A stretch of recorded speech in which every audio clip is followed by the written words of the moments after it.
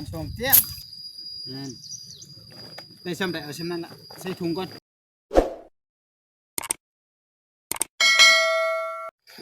ทักทายสบายดีตอนแรงพี่น้องตอนนี้ก็เวลาประมาณ3 โมงป่ายนี่แหละพี่น้องเลยมาจันก็ออกมาสมาขวางแหมาสั่นละเอาด่างแหมาได้พี่น้องนี่เห็นว่านี่มีแต่ด่างแหด่างเดียวนี่แหละโอ้จีกลายคาดลายแล้วก็เบ้าจันก็ตาบมันฝงมันพี่น้องเลยกระโดดเติบอยู่แต่เมื่อวานพุ่นละพอก็มาบอลรอบเก่าๆอยู่ข้างหนองได้เบ้าจันนี่อย่างนี้ตุนไม่ซักนะพี่น้องไม่ซักบอลเบ้าจันมาเนี่ยต้นไม่ซักมันบักเนี่ยจะแมนน่าจะแมนได้หลายปีเติบละเบ้าจันจะควางตัวนี้เด้จะวานเหี่ยตัวนี้ออกไปทางพ้นออกไปแล้วก็ไปทางพ้นได้เกี่ยวไปทางนั้นคือเก่าได้พี่น้องเอ้ยแต่ก็บ่ฮู้ว่าจะมานพอประมาณบ่นี่ส่วนหลายงูควายเข้ามานะนี่โอ้น้ำก็ขึ้นหลายได้พี่น้องนี่มันก็จังก็จะขวางใช้บนนี้ก่อนหันน้ำเต็มแล้วพี่น้องเอ้ยโอ้ยน้ำเต็มอยู่บนนี้เลยกว่าน้ำไหลได้เดี๋ยวนี้น้ำเต็มเนาะพี่น้องเนาะมันเด้อเอาจันจะวานแห่ใส่ก่อนเด้อบ้านแรกแห้งมันจะถึกบ่หรือว่าบ่มีป่าก็บ่จัก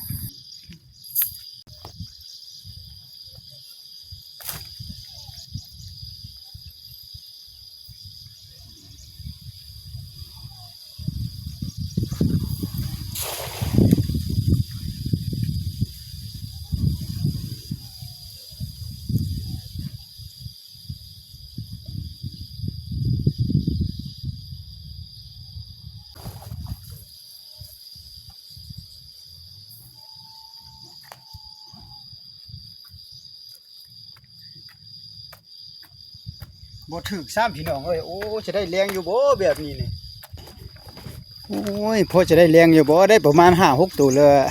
7-8 ตัวก็ยังดีนะพี่น้องเอ้ยบ่เอาหลายๆดอกพอได้แรงมื้อแรงพอได้ปิ้งนะเคยมิจิลีเด้อพี่น้องเอ้ย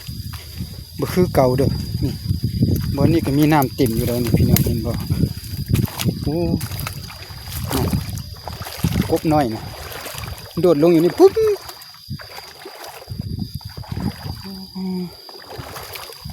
มีน้ำแต่บ่มีป่าพี่น้องเอ้ยน้ำนะสิลงบอลนี่ถึงอีกบาทหนึ่งก่อนพี่น้องเอ้ยน่าสิบ่คือเด้อแบบนี้คือมิน้ำมันเงียบๆอยู่พี่น้องเอ้ยน้ำบ่ขุ่นกลัวมันหั่นน่ะบ่แม่นแนวอื่นน้ำใสโพด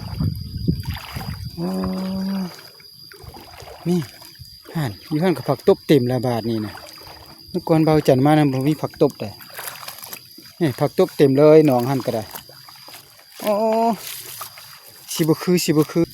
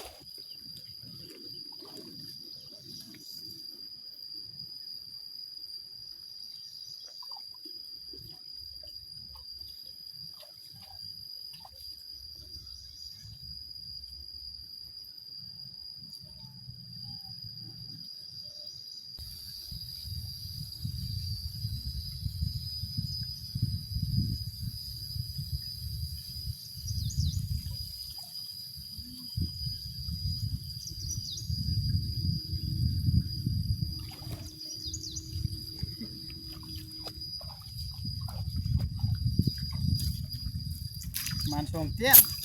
โอ้3 เตี้ยนี่นี่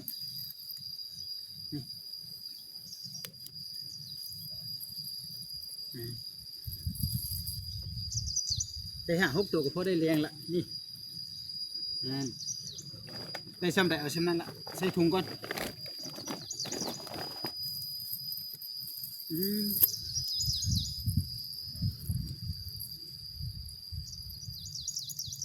3 เต็มไปพี่น้อง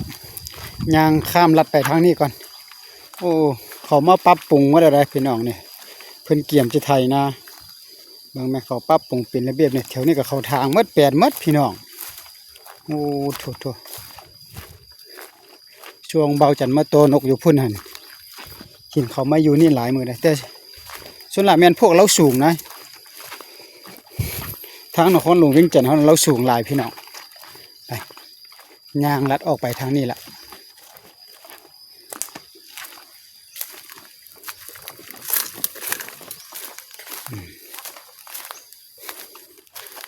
แต่นี่บ้านหน้าจะได้มาหลายเท่าไรบอนปักเบ็ดมือใดฝนตกแห้งๆตกเม็ดมือเลยก็มาหนาพี่น้องคลองตัวนี้เนี่ยมาขวางแห่ใส่เบ็ดใส่เดือนบ่อย่างบ่มาใส่ลึบใส่ลอกหน่อยอู้มานดีเด้อแต่ละปีเขาได้บ่แม่นน้อยได้พี่น้องเอ้ยที่นี่นะเนาะมานบ่มานก็เอาบรรยากาศอยู่ป่าอยู่ภูจังซี่แหละไหมว่าจันกระทายเป็นเงาๆไปจังซี่แหละนี่ทางหลัดเขาไปป่านี่มันเรียบเข้มหนองนี่เด้เราจันมาดักนกตลอดได้แถวนี้อันนะแต่เดี๋ยวนี้เนี่ยบ่ได้ละนี่ห้อยเบาจันดักนกเนี่ยหินบอลนี่แต่กี้นะใส่กับดักหันละกับดักหนูละมาปิ่นกับดักนกอ่ะดักเรื่อยๆมาตลอดช่วงนี้เนี่ยดักบ่ได้กินแล้วพอมันมีน่ะมดแมงสัตว์ชนิดน้อยๆที่มันหากินได้นะอยู่ตามไปมันมีหลายละนกบลงดินเลยมีแต่ว่าใส่อันน่ะแบบกับดักอันจะแบบเสียบใส่ไม้แบบปลายไม้แนวนี้พี่น้องถือกันนี่นะตามเบาจันว่ายังจะถืออยู่เด้อนี่เนี่ยไปนี่บอนนี้กับบอนนึงบอนที่เบาจันเคยมานะแต่น้ามันขึ้นมาอยู่นี่ส่วนหลายมีงัวนะงัวเขาไม่เยียบย่อไปโลมากป่าบกล้าลงนี่เจ้าของใส่อยู่นี่ก่อนโอ้น้ำขึ้นได้นี่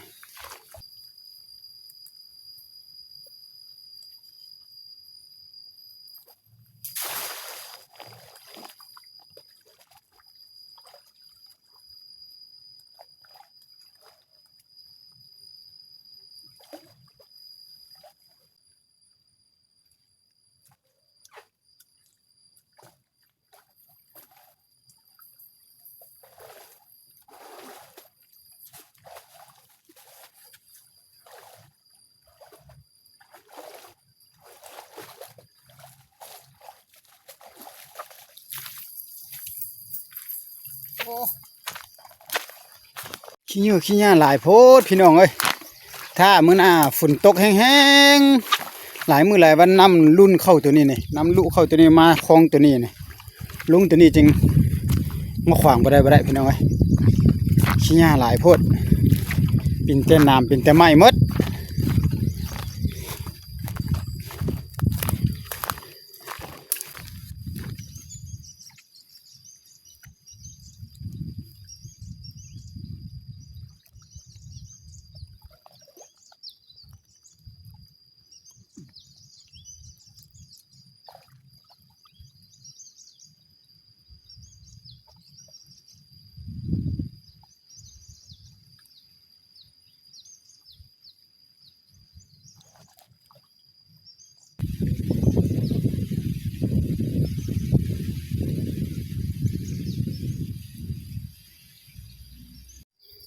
บางจันก็จะไปควางอยู่พื้นก่อนบาทหนึ่งนี่ควางอยู่พื้นเต็มอีกวันหนึ่งบนอันน่ะบนบ่มีผักต้มน้ำมันใส่อยู่ขนาดน่ะมีแต่บาทหนึ่งอยู่ขนาดบาทหนึ่ง2 บาทไปเบิ่งน้ำกันควางบาทนี้ก็บ่ถึกเฮ้ยเป็นแต่ตุ่มมดน่ะแย่กระดำมดบ่มีอย่างทึกดอกพี่น้องเอ้ยอุ้ยคิดว่ามีปลาแล้วควางใส่ประมาณซ้ำพี่น้องอยู่นี่มีหางนกนะเบาจันมาแล้วก็มันบินไปเอ้ยเบิ่งดูโอ้มีไข่4 หน่วยพี่น้องนั่นมาใกล้ๆพี่น้องเบิ่งก่อนนั่นไข่4 หน่วยน้อยๆเลยนกน้อยๆซ้ำปูมือนี่แหละเนาะพี่น้องเนาะนี่4 หน่วยให้มันอยู่นี่ละตะกี้หนองนี่น้ำแห้งหมดได้พี่น้องบ่มีได้เดี๋ยวนี้ฝนตกแล้วก็จักมันมาแต่ใส่ปลาทุพี่น้องจักมันกบจักมันอย่างรวดเข้าไปอยู่นี่ปุ้มบักแห้งๆพี่น้องเอ้ยนี่เขากระเต่าน้อยออกบดอยู่เป็นแต่น้ำมันมาแต่ใส่พี่น้องน้ำก็เต็มคือเก่านกไก่นาเนี่ยลายสุดพี่น้องตอนมันแห้งๆนะงูควายอยู่ในกลางหนองนี่กินหญ้ากินผักตบนี่เราจัดก็มาใส่กับดักนก3-4 ห่อพุ่นได้เราจัดมาเมื่อไหร่เขาจูดหญ้าแล้วก็เป่าแปนมด ยังเหลือแต่บอลนี่แหละบอลเจนาชุดนี่แหละพี่น้องเอ้ยเบิ่งแม่พี่น้องเขาเอาหญ้าซีดหญ้าเนี่ยบ่ดีตัวนี้เนี่ยหญ้ามันตายอยู่แต่เบาจันว่านี่ก็มันบ่อยากคักปานใดเด้อเพราะดินมันจะเป็นดินผุพุยอ่ะนะดินบ่มีฝุ่นแล้วก็บ่มีอันน่ะเคมีบ่มีวิตามินอ่ะนะบ่มีธาตุที่ว่าบำรุงหล่อเลี้ยงข้าวอันนี้นี่มันหญ้าตายหมดมันน่าจะเป็นดินแบบว่าดินบ่มีอันนั้นแล้วใช่นะดินบ่มีฝุ่นล่ะอันนี้นะเขาซีดหญ้าเก่งแซะตะกี้บ่นี่ยังอยู่แต่บนเฉยนี่มีบนขวางบ่โอ้มีหน่อยหนึงแต่ก็บาทเดียวนี่เด้อบาทเดียวนี่พี่น้องเอ้ย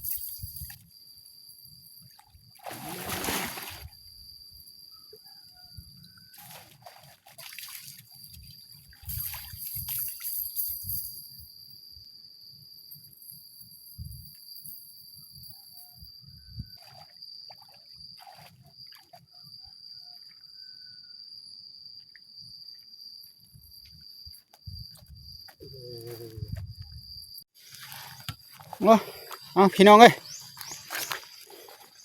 เราจันก็กลับก่อนโบมานพี่น้องโอ้ย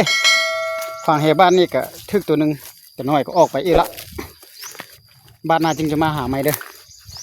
หากินหาอยู่นี่บางมือก็จะหมานจังสี่บางมือก็โบมานพี่น้องเอ้ยเนาะโอ้ล่างเหล่างยังแล้วก็กลับก่อนเอาฝากเป็นกำลังใจได้พี่น้องเอ้ยโบมานก็ได้แต่ปลา3 ตัวละ3 ตัวแค่แล้วอยู่หันละนี่เบิ่งไหมกบเขียดน่ะบวบจุ่มอยู่นี่น่ะเอาล่างเหล่างมองแล้วก็กลับก่อนบายบายเพียบพ่อกันคลิปหน้าพี่น้องเอ้ยนี่เหี่ยก็เบิ่งไหมดำเปิ้นหมดล้างความสะอาดก่อนพี่น้อง